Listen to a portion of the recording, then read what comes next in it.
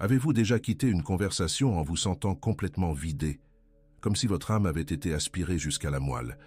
Vous choisissez vos mots avec soin, vous parlez avec patience et clarté, et pourtant, d'une manière ou d'une autre, votre message est déformé, vos intentions sont remises en question, et vous vous retrouvez encore plus abattu qu'avant d'avoir commencé à parler. Et si je vous disais que, dans certains cas, il ne s'agit pas simplement d'un échec de communication, mais d'une attaque spirituelle conçue pour épuiser votre énergie et faire dérailler votre mission? Que vous ne dites pas. Ce n'est pas seulement un bon conseil, c'est une stratégie de guerre spirituelle tirée directement des Écritures.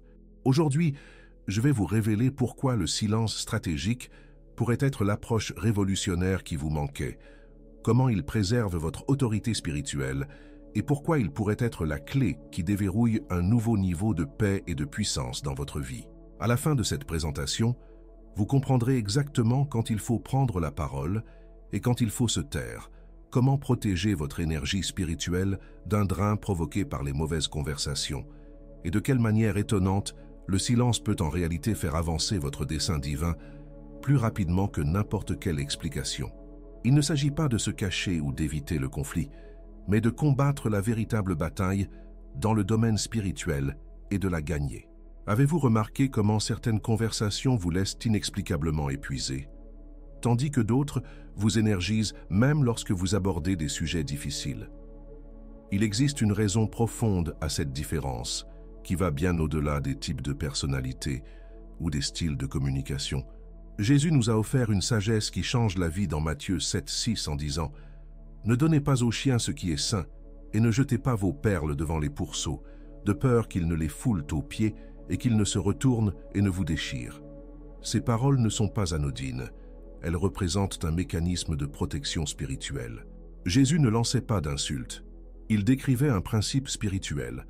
Certaines interactions sont destinées à épuiser, et non à édifier, à embrouiller, et non à clarifier, à détruire, et non à développer. Lorsque vous jetez vos perles, votre sagesse, votre cœur, vos explications, devant ceux qui ne peuvent les apprécier, Jésus met en garde contre deux conséquences précises. Ce que vous offrez sera foulé aux pieds, et vous-même serez attaqué. Réfléchissez à votre propre expérience. Combien de fois avez-vous versé des explications réfléchies pour voir vos mots déformés? Combien de fois vous êtes-vous ouvert à quelqu'un pour que votre vulnérabilité soit utilisée contre vous comme une arme? Ce n'est pas seulement frustrant, c'est spirituellement épuisant d'une manière que des désaccords ordinaires ne le sont pas. Voici l'aperçu qui a transformé ma manière d'aborder les conversations difficiles. Toutes les incompréhensions ne sont pas destinées à être élucidées. Toutes les accusations ne requièrent pas votre défense. Certaines batailles ne sont même pas les vôtres à mener. L'apôtre Paul l'explique clairement dans Éphésiens 6,12.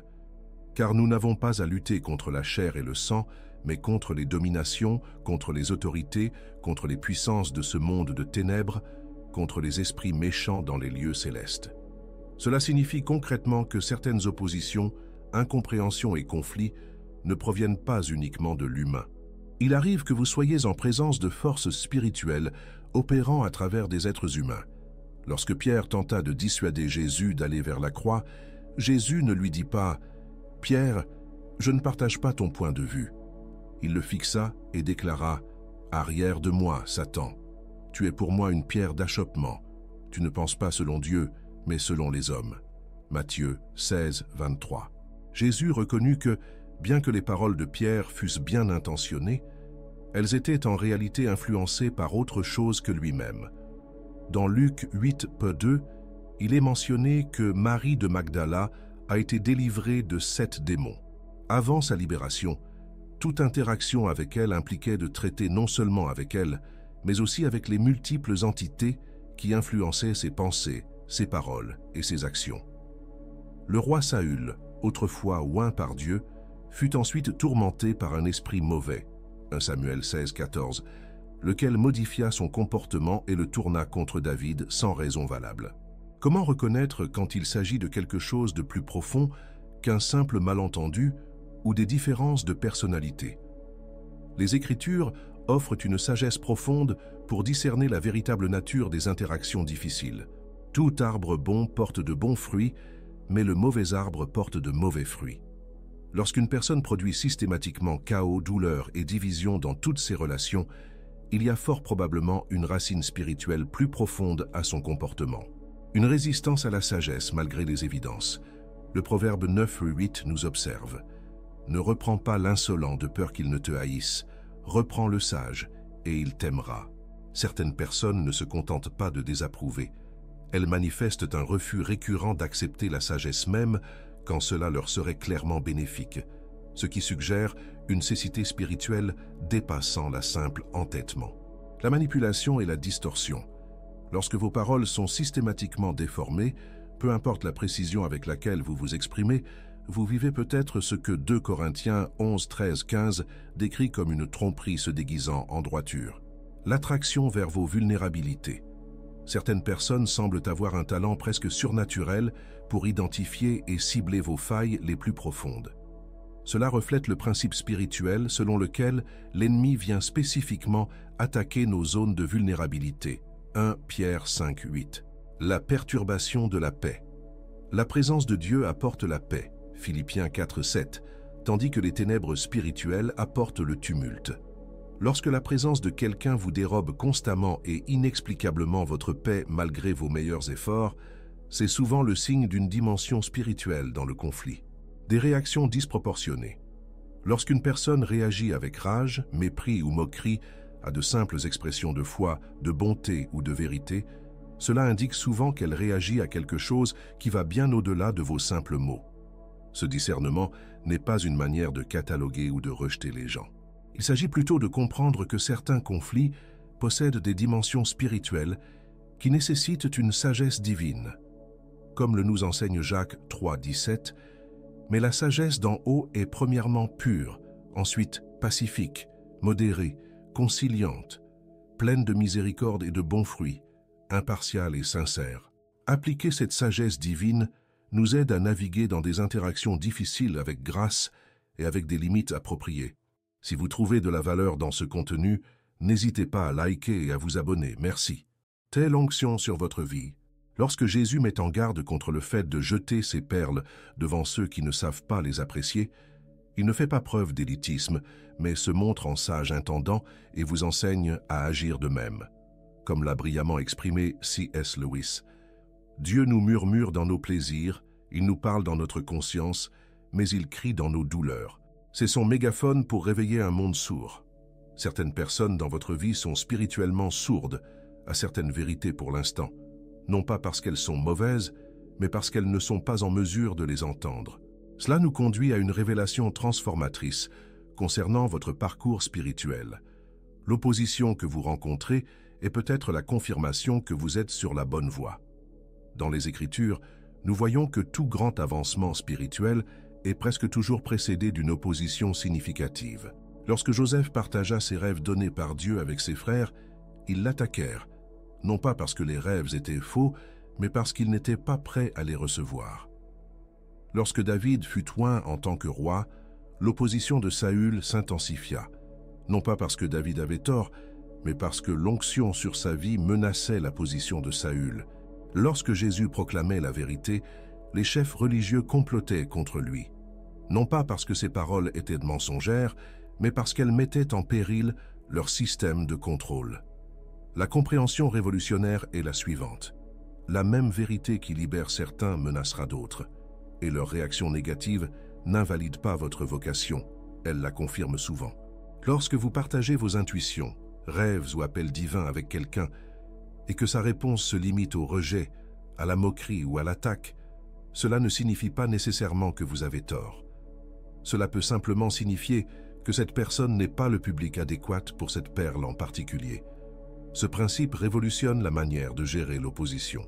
Plutôt que de vous épuiser à essayer de convaincre tout le monde de votre appel ou de défendre vos intuitions divines contre chaque critique, vous comprenez que partager de façon sélective relève d'une sagesse divine.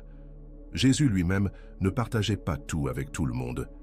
Il dit à ses disciples dans Jean 16:12, « J'ai encore tant à vous dire, mais vous ne pouvez le supporter maintenant. » Il existe un principe spirituel que peu de croyants comprennent.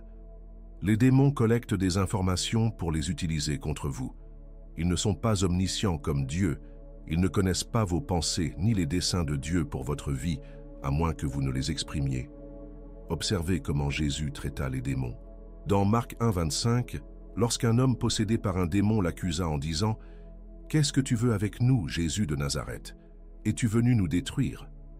Jésus ne s'engagea pas dans le dialogue. Il ordonna simplement « Tais-toi, sors de lui !» Jésus fit taire le démon immédiatement. Il refusa de lui fournir la moindre information, refusa de le laisser parler. Pourquoi?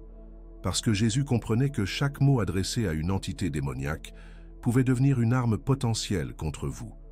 Le même principe s'applique lorsqu'on s'adresse à des personnes fortement sous l'influence démoniaque. Lorsque vous essayez de vous expliquer, de justifier vos actions ou de défendre votre position auprès de quelqu'un de spirituellement compromis, vous ne vous adressez pas seulement à cette personne, vous fournissez des informations à tout ce qui l'influence. Des informations qui pourront ensuite être déformées, mal interprétées et utilisées contre vous. Pensez à ce qui s'est passé dans le Jardin d'Éden. Dieu avait donné à Adam et Ève un commandement clair assorti de conséquences, mais le serpent engagea Ève dans la conversation, posant des questions, instillant le doute. Dès qu'Ève commença à expliquer et à interpréter le commandement de Dieu, elle s'ouvrit à la tromperie. Ces paroles devinrent les outils même de sa chute. La leçon est profonde. Tout le monde ne mérite pas votre explication. Toutes les accusations ne nécessitent pas votre défense. Parfois, la réponse la plus puissante sur le plan spirituel est le silence. Avez-vous déjà remarqué la présence de quelqu'un qui dégage une véritable assurance? Cette personne ne s'empressera pas de se justifier à chaque instant. Il se dégage d'elle une autorité tranquille qui impose le respect sans le réclamer. Ce n'est pas de l'arrogance, c'est une puissance authentique, exactement ce que Jésus a incarné tout au long de son ministère. Peut-être l'exemple le plus frappant se trouve-t-il lorsque Jésus se tient devant Pilate. Faussement accusé, entouré d'ennemis, confronté à la mort, si jamais il y avait un moment pour lancer une défense vigoureuse, c'était celui-ci. Pourtant, Matthieu 27, 14 nous rapporte « Mais il ne lui rendit aucune réponse, pas même pour une seule accusation, si bien que le gouverneur fut grandement étonné. » Pilate fut stupéfait par le silence de Jésus. Dans une culture où les accusés s'acharnaient à plaider leur cause, la confiance tranquille de Jésus était révolutionnaire. Son silence n'était pas une marque de faiblesse, mais une démonstration de force divine. Il communiquait plus puissamment que les mots ne pourraient jamais le faire. Je réponds à une autorité supérieure. Lorsque de faux témoins parlaient contre lui lors de son procès, Jésus se tint silencieux. Matthieu 26, 63. Ce qui est fascinant, c'est que dans chacune de ces situations, le silence de Jésus n'a pas diminué son autorité. Il l'a magnifiée. Son refus de se défendre ne le rendait pas coupable. Il mettait en lumière son innocence et exposait les véritables motivations de ses accusateurs. Lorsque vous refusez de vous précipiter dans une posture défensive, quelque chose de puissant se produit. Les véritables motifs derrière les accusations finissent souvent par émerger. Les intentions cachées deviennent évidentes. La vérité a alors l'espace pour se révéler. Comme le dit le proverbe 26, 24, 26, « Les ennemis se déguisent avec leurs lèvres, mais dans leur cœur, ils cachent la ruse. Même si leur discours est charmant, ne vous laissez pas duper. Leur malveillance peut se dissimuler sous des apparences trompeuses, mais leur méchanceté sera démasquée en assemblée. En vous taisant, vous permettez à cette révélation de se faire naturellement. Vous n'avez rien à prouver. La vérité se justifie d'elle-même lorsqu'elle a l'espace de se manifester. Votre silence n'est pas passif. C'est un acte de puissance dans le domaine spirituel. Il déclare « Je ne réponds pas aux opinions humaines, je ne réponds qu'à Dieu ». Il préserve votre énergie pour les batailles qui comptent réellement et empêche vos paroles d'être déformées et utilisées contre vous. Réfléchissez. Combien d'énergie avez-vous gaspillé à vous défendre auprès de personnes qui n'ont jamais voulu véritablement vous comprendre? Quel terrain spirituel avez-vous abandonné parce que vous étiez épuisé de devoir vous expliquer dans des batailles que Dieu ne vous avait pas appelés à livrer? T'es des heures. Pourquoi certaines personnes semblent drainer votre énergie comme rien d'autre? Il ne s'agit pas seulement de conflits de personnalité, mais d'un véritable transfert d'énergie spirituelle, et comprendre ce principe pourrait transformer votre vie. Dans le domaine spirituel, l'énergie est une véritable monnaie, Jésus lui-même en fit l'expérience. Dans Marc 5,30, après avoir guéri la femme souffrant d'une hémorragie, Jésus se rendit compte que sa puissance l'avait quitté. La guérison exigeait de l'énergie spirituelle. Le même principe fonctionne en sens inverse. Lorsque vous vous engagez dans certains types de conversations destructrices, notamment celles où vous vous débattez frénétiquement pour vous défendre contre quelqu'un résolu à vous mal comprendre, vous subissez un drain de votre énergie spirituelle. Le roi Salomon, célèbre pour sa sagesse, comprit parfaitement cette dynamique. Dans Proverbes 26, 4, 5, il donne un conseil apparemment contradictoire. « Ne réponds pas à l'insensé selon sa folie, de peur que tu ne deviennes toi-même semblable à lui. Réponds à l'insensé selon sa folie, de peur qu'il ne se montre trop sage à ses propres yeux. » Ce n'est pas une contradiction, c'est un génie spirituel. Salomon nous enseigne qu'il y a des moments pour s'engager et des moments pour se retirer. Et la différence réside dans l'échange d'énergie spirituelle. Lorsque vous vous engagez dans certains arguments, vous ne perdez pas seulement du temps, vous vous épuisez et finissez par devenir semblable à la personne qui vous attaque, vidé, frustré et diminué en autorité spirituelle. Qu'est-ce qui épuise votre énergie spirituelle? Des études en psychologie et en formation spirituelle pointent vers certains types d'interactions qui provoquent un épuisement disproportionné de l'énergie. Tez vos motifs plutôt que de s'attarder sur vos paroles réelles. Stamen ressassé, notez la corrélation entre la tranquillité, le silence sélectif, et la force, l'énergie spirituelle. Le monde nous dit que la force vient d'une défense acharnée, de l'insistance pour se faire entendre, de la victoire dans les disputes. Mais le royaume de Dieu fonctionne selon un principe supérieur. La véritable force spirituelle se manifeste dans une confiance tranquille et dans la confiance en Dieu pour vous justifier. Pensez aux personnes qui, dans votre vie, vous laissent constamment épuiser. Engagez-vous dans ces schémas qui drainent votre énergie. Que se passerait-il si vous appliquiez à la place le silence stratégique? Ça, les Écritures. C.S. Lewis a observé cette vérité puissante en écrivant « Dieu nous permet de connaître les bas moments de la vie pour nous enseigner des leçons que nous ne pourrions apprendre d'aucune autre manière. » Ces personnes difficiles et ces conversations épuisantes ne sont pas de simples obstacles à surmonter. Elles sont des opportunités de croissance sur mesure qui peuvent vous propulser vers de nouveaux niveaux de maturité spirituelle. Lorsque quelqu'un appuie sur vos points sensibles et épuise votre énergie par des demandes constantes d'explication, prêtez attention à ce qui se déclenche en vous. Pourquoi ressentez-vous un besoin si intense de vous défendre devant cette personne? Quelle peur est à l'origine de ce besoin désespéré d'être compris? Et validation externe. Lorsque vous sentez ce besoin urgent de vous défendre monter en vous, cela indique souvent l'endroit même où Dieu veut agir dans votre cœur. La transformation de Joseph en est un bel exemple. Dans la Genèse, nous voyons un jeune homme qui ne cessait de raconter à ses frères ses rêves et son statut particulier. Genèse 37, 5, 11. Son besoin de reconnaissance et de validation était si fort qu'il contribua à susciter la haine de ses frères. Pourtant, à la fin de son parcours, après des années d'incompréhension et d'accusations infondées, Joseph avait été transformé et n'avait plus besoin de se défendre ou de prouver sa valeur à quiconque. Lorsqu'il retrouva ses frères, il parla avec la sécurité d'une identité consolidée plutôt que d'un ego blessé. L'apôtre Paul connut une transformation similaire. Au début de son ministère, il défendait vigoureusement son apostolat et ses compétences. Galates 1, 11, 24. Mais à mesure qu'il mûrissait spirituellement, il en vint à écrire « Je me fous bien de ce que vous en pensiez, de ce que jugent les hommes, tant que je ne me juge pas moi-même. » 1 Corinthiens 4, 3.